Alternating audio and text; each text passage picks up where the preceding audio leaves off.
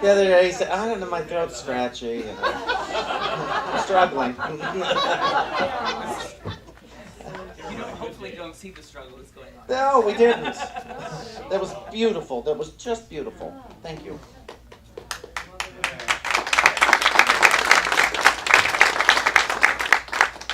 There was supposed to be a duet, and she didn't show up this weekend. Our friend Nancy Tipanero was going to be down here this week as our soloist, and she could not make it this weekend. So Wayne is having a healing at home, and the 3-hour drive was not conducive to their healing to come down. She's going to be our featured guest last night, but we send love and support and knowing of full health and recovery to Wayne and Nancy's mind with it all, and and that's the thing, is it's all in our mind, in case you didn't know. Today's talk is called Take Time to Pray. And if anyone is still confused, and I know sometimes we have to do it, but it really is not effective. Oh, please God, save me from this horribleness is not the correct prayer. Oh, please God, I'm so poor, help me. That is not an effective prayer. I'm sick. That's not an effective prayer. That's an affirmation to stay sick. It's an affirmation to stay poor. It's not, let me be very clear here. Because we are a transformational church, and what we transform is our mind from an old, limited way of thinking to a brand new thought of abundance, no matter what category it is in. And so we do not want to affirm what is missing. And telling God what is missing does not help you to get what you want. You don't want God to see your problems. You really don't, because if God could see your problem, God would be your problem. Take that really into your mind. If God could see my problems, God would be my problem. In God, I have no problem. This is your pathway to freedom. In God, I have no problem. How fantastic. Yes, in my mind, I have plenty of problems. In the world I see, there's a lot I don't care for. But in God, G-O-D, no problems, no issues, no lack, no sin, no sickness, no hideous past, no abuse, no problem. In God, there is nothing to forgive. In God. And that's what I want to get in my alignment. That's the message of Jesus Christ. Is that there's not a problem here. Nothing to see here. Don't go making up a story about this which you see here. Because you will only convince yourself that that story is true, and you don't want to. When the message, forgive them, whoever them are, they know not what they do, which means is give way for a new thought about this, rather than give way for the old thought about this, the old limited thought about this. You don't want that to be your prayer, because it will not help you to live in the freedom and joy that you are guaranteed of, that is inevitable for you. Do not delay your joy for one more minute because of what you think you see. It's not because of what you see, but it's what you think you see. And that's what we have to start understanding about everything in the world, I'm not seeing it, I think I see it. And then I tell myself a story about it, whether it's good or bad or awful. And I'm right there with everybody else playing the game. Playing a game of limitation, playing a game of lack, playing a game of hurt and pain, and I'm offended by this one, and how dare this one speak to me this way. All plays in my mind.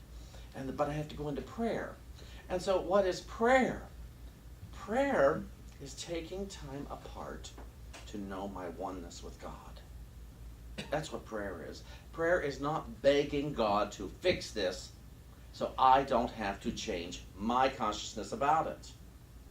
I want God, that's in my limited thinking, well, see if any of you identify with this. I want God to make it all better, and I still want to be able to tell the horrible story about it. Anybody? I want God to restore my money, my health. I want God to make everybody like me while I go around talking about, I don't have enough money, I'm sick, and I hate everybody. Except 3 good people. There are 3 good ones. Everybody else has an issue. And it won't work. It just, as have we proven yet, it does not work. Anybody proven? That way does not work. The way of limited thinking does not lead to unlimited living, to infinite living. Miracles are happening relentlessly. And not because they're outside the boundaries of law. But this Course in Miracles says miracles are happening because miracles are natural. And what is a miracle but an everyday event in truth that I don't understand how it happened? It's like when you find things that seem to have disappeared, like your keys, a wedding ring. Divine things. You know, suddenly a $100 bill appears in your shirt pocket, and it's like, where did that come from? You find that when suddenly somebody who seems to have hurt you comes and says, you know, I think I was wrong about that. And it's like, and suddenly there's a healing that has taken place. For no explainable reason. When suddenly you wake up and something that has disturbed you for years is no longer disturbing you. That thing is no longer in your mind. What happened? What happened? Now, I have done years of prayer and forgiveness work and meditation to what seems like nothing, to no avail over certain things, and then suddenly one day I have no attachment to an issue that I had such attachment to. So what that tells me is there was never anything legitimately to be attached to. I told myself a story, and then I told myself I should believe it. And that became my prayer. I told myself a story. Someone or something or myself has done me wrong. And I should feel this way about it, and I should feel this way about it, and I should feel this way about it. And I obviously deserve whatever horrible thing comes to me. But God, please don't make the horrible thing happen. And if the horrible thing happened, God, please take it away. And I'll do anything to have it taken away except one thing. I won't change my mind about it. And that's the one thing that will take it all away. Just to change my mind about it. And the way to change my mind about it is to give it over to what I call Holy Spirit. Give it over to the Christ mind. Give it over to God. Whatever word you want to use. Superconscious mind. You know, don't limit yourself because you don't like the language. Find a new language that works for you. It's all the same thing. It's power, it's energy, and it's truth. And so give that thought of limitation over to be given back in truth so that you are not bound to a story that you really don't want. How many times in the car I've been having an argument with somebody who's not in the car with me. And I said, Shawn, do you want this to be the truth? And fortunately, every single time I've heard, no, I don't. And so I start to interrupt. I said, then you have to quit telling yourself this story if you don't want this to be the truth in your experience. Because it's not the truth, but you will live as if it is. Take time to pray. Listen to this. The Revealing Word, Charles Fillmore, defines prayer: communion between God and man. Now that sounds dualistic, as if there is God and man. But what if God is principle? Well, God is principle. There's no what if. God is principle. God is love. God is... And so when it says man, it's my thinking stuff. And it's actually my misthinking stuff. But communion between principle or love or wisdom and that human part of me. It's the communion that comes together. This communion takes place in the innermost part of man's being. It is the only way to cleanse and perfect the consciousness and thus permanently heal the body. You hear that? Permanently, not temporarily, but permanently. And we don't have to figure out how to do it. Fortunately, it has been figured out. And often we'll have a healing without even knowing we did something to have the healing. Without even knowing what the thought it was that we had. That suddenly there's just an instantaneous healing. Sometimes it's drawn out. The healing takes place. But it always, you can be assured, it started in mind. The sickness started in mind, and the healing, the restoration of healing starts in the mind. It doesn't start in the body. It starts in mind. And so to take that, but I love that.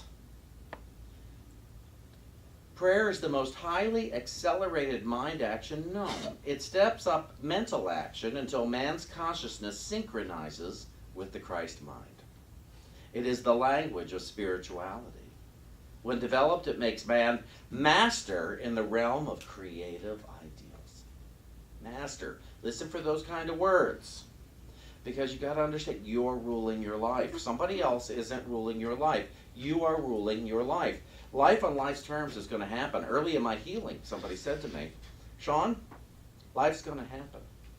And you're not going to prevent it. People are going to live. People are going to die. People are going to steal stuff from you. People will hurt your feelings, and people will love you. All this is going to take place. And if you follow these principles, life on life's terms can happen, and you will never have to hurt yourself again. And that was enough of a promise to me. Because oh, really? That was also logical, but I thought, really, I'll never have to hurt myself again. I'll never have to do those things to me that I have done in the past because I was afraid, because I didn't know what else to do, because I didn't want to feel how I felt. And he said, yeah. We're sitting at a diner midnight in New York City when he said that to me. You will never have to hurt yourself again if you follow these principles. And that was good enough for me. Do not supplicate or beg God to give you what you need, but get still and think about the inexhaustible resources of infinite mind. Do we hear that? Get still and think about the inexhaustible resources of infinite mind. So if you're sensing lack in your life, put that thought over here while you sit here and get still and think about the inexhaustible resources. And if you're in debt, what is it, DA that says creditors can't eat me? You know, so you start with that. And then you start thinking about that. There is an inexhaustible resource. There is an inexhaustible resource. There is an inexhaustible resource. You start to get on track with that kind of thinking, and the other thinking goes away. And you find friends to reinforce those ideas. Those are the ones you call up and you say, I'm experiencing some fear today, and I need you to tell me the truth. Don't tell them the whole story. Don't put that picture in their mind. You find friends who want to instill love in your mind, divine love, divine power, divine wisdom. Those are the friends you need right now. Those are the friends I need right now.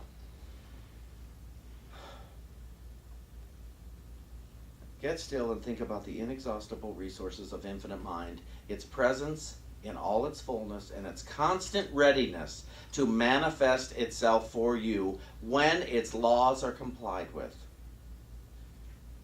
Seek ye first the kingdom and the righteousness, and all these things shall be added to you. Do not seek your lack first. Seek your abundance first. And your abundance is divine ideas.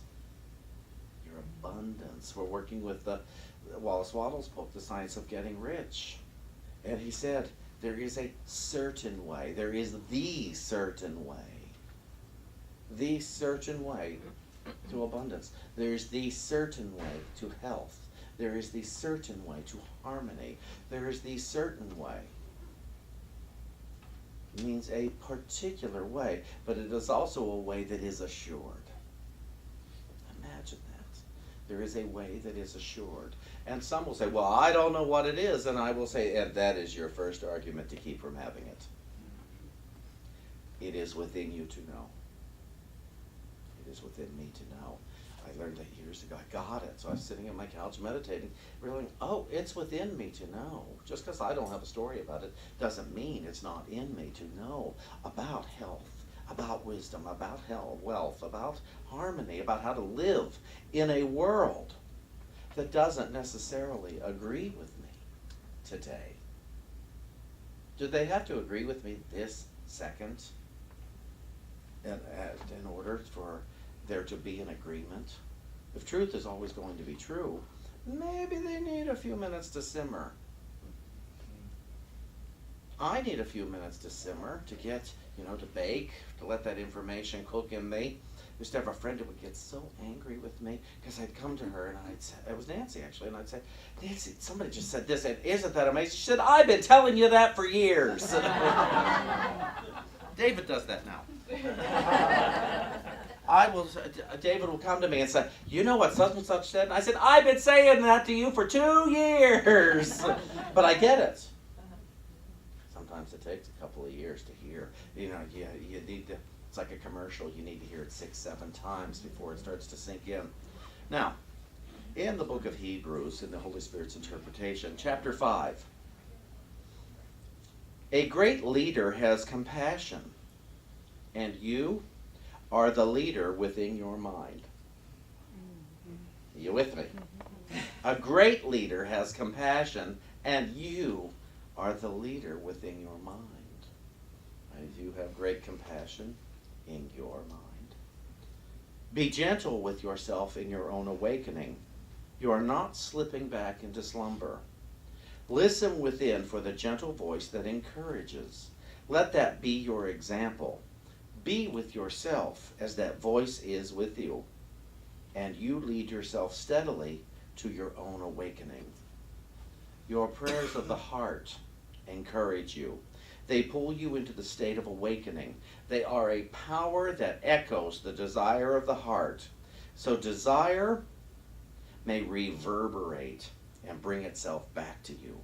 Spend time in prayer, and you practice the practice of awakening. Spend time in prayer, and you jostle yourself unto your own state of awakening. Spend all time in prayer. What songs are you singing to yourself as you walk down the street, as you awaken, and as you put yourself to sleep at night? What songs are you singing? Are you singing, oh, poor me, I am so sad, and God is mad at me? Amen.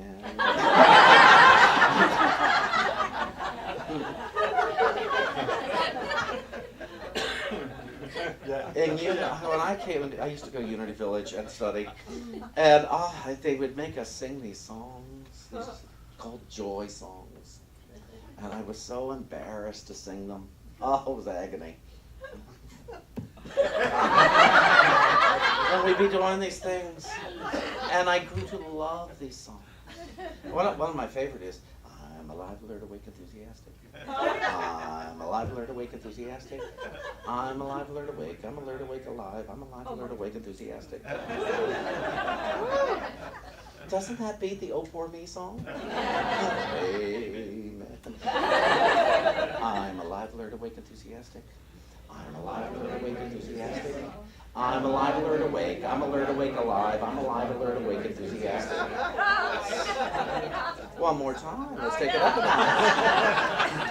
I'm alive, alert, awake, enthusiastic. I'm alive, alert, awake, enthusiastic. I'm alive, alert, awake. I'm alert, awake, alive. I'm alive, alert, awake, enthusiastic.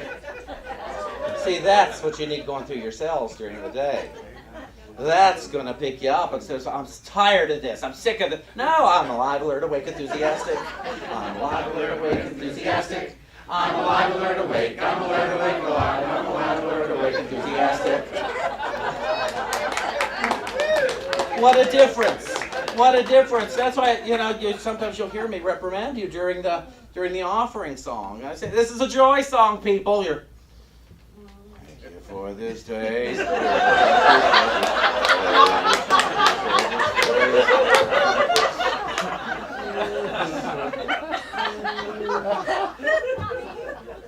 But you're walking down the street. God is so good. Life is so wonderful. And I am so richly blessed. God is so good. Life is so wonderful. And I am so richly blessed. Now, who has not experienced the Every Little Cell song? Come on, I'm all listed. Many of you know the Every Little Cell song. Yeah, who has not? Oh, okay, that's right. Okay, thank you. Okay, good. Many of you do not. Then I'm going to teach you the song to put yourself to sleep at night. And it goes to the tune of Shortbread Bread. Yes, and it's a great song to put yourself, because I've always got a song going, and I feel it beats You've Lost That Love and Feeling. And it does. It's a good song, but really, it's not the prayer I want. But this song goes, every little cell in my body is healthy. Every little cell in my body is well. Every little cell in my body is healthy. Every little cell in my body is well. I'm so glad every little cell in my body is healthy and well. I'm so glad every little cell in my body is healthy and well. Do it again. Every little cell in my body is healthy. Every little cell in my body is well. Every little cell in my body is healthy. Every little cell in my body is well. I'm so glad every little cell in my body is healthy and well. I'm so glad every little cell in my body is healthy and well. So you see what a difference these kind of songs make. These are our prayers. I put myself to sleep at night silently singing that. And that is my prayer, that every little cell in my body is well. And that becomes my story. Every little cell in my body is well. Because then I am master of my health. I am the master of my well-being. I am the master of my peace. I am the master of my life. And how I live it, how I think it, and how I react to it. I am the master. And so I want everything in my day to be prayerful. From the moment I wake up, I want to be prayerful, meaning an affirmation of my oneness with principle, capital P principle, of my oneness with divine law, of my oneness with what I call God, which is principle, which is law. I want every aspect of my being to be part of that. You know, that I brush my teeth, and I shower, and I greet David and the kitty, and I everything, and you know, then maybe then I'll let it start to flow into how I eat. Then maybe I'll let it flow into who I call first and what I talk about first, so that my day doesn't begin with a complaint. It doesn't begin with that. Because if I can get the beginning of the day down, the foundation of the day, then I stand a chance for a higher vibration for the rest of the day. So you have the I Live, Alert, Awake, Enthusiastic song. You have the Every Little Cell song. You have the God is So Good song. You have the I Am as God Created Me song. You have so many things. At least again, Jimmy told me a wonderful story one night. Her son, when he was like 7 or 8, watched a horror movie. And she was put him to bed. He was a little anxious.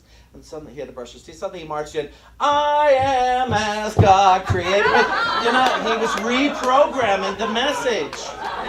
I love that story. It's a great story. It tells me he listened, for one thing. But it tells me, I'm affirming my highest. I'm affirming my highest. We're going to take another actor. We're going to do our love offering here right now. And the reason we're going to do that is because I want your love offering, when you come here on Sunday, to be an act of prayer. To be an act of your affirmation of your oneness with God. Your oneness of your good. Your oneness of, oh, I am giving this now because this is mine to give. I'm not doing this as a fundraiser for those people. I'm not doing this because they need money. That's not why we do a love offering on Sunday. Now, sometimes I take a second offering because we want it for certain things. But this act of the love offering, this is another part of the prayer. If you'll notice the order of our service, every single part, with possible exception of the announcements, and even that is a prayer of what we are doing and how we are transforming everything. But every single aspect is a prayer, from every lyric of every song to the good news, when everybody out there is affirming their good news, to the correct perception, and our offering time is an act of prayer. This is saying this part of my treasure. It didn't come by a fluke. It didn't come by an accident. This part of my treasure came as a result of wherever I am in my awareness with divine principle, wherever I am in divine love, wherever I happen to be right now. And there's no place that's bad to be, but we can always expand it to include a greater consciousness. And so I look within my treasure and I say, I am grateful I have received this treasure. I am also grateful that I have received this spiritual food. The spiritual food to remind me that health is inevitable, to remind me that wealth is inevitable, to remind me that harmony is inevitable. It has to be, because there is no other way. Everything else is just a temporary blip. Take enough time until I accept the inevitability. And our prayer for our love offering is divine love flowing through me. Blesses and multiplies, because blessing is the power of multiplication. Blesses and multiplies all that I already have. All that I give. And all that I receive. And I receive according to my willingness to receive. And so let's know our prayer of prosperity together, which says, divine love flowing through me blesses and multiplies all that I have, all that I give, and all that I receive.